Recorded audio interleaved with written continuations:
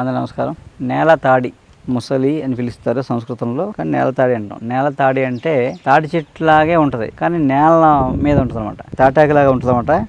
అందుకని తాడి ఆకారంలో ఉంటుంది కాబట్టి అందుకు నేల తాడి అని పిలుస్తారు. భూమి మీదే ఉంటుంది అనమాట. నేల తాడి గడ్డలు కింద దుంప చాలా లోతుగా భూమి సారాన్ని బట్టి, అక్కడ అడవి సారాన్ని బట్టి 6 అంగుళాల వరకు పెరుగుతుంది అనమాట.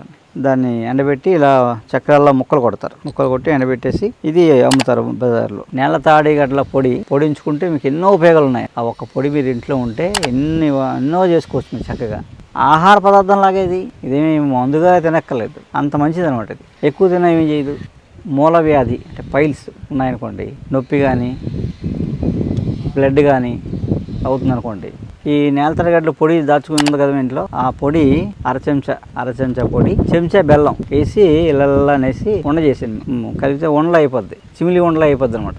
అలాంటి ఉండ రోజుకో ఉండ. చాలా కాలం నుంచి మూలవ్యాధి ఉండి అప్పుడప్పుడు ఇబ్బంది పెడుతుంది అనుకోండి, పొద్దున్న సాయంత్రం 40 రోజులు వాడండి. ఎంత?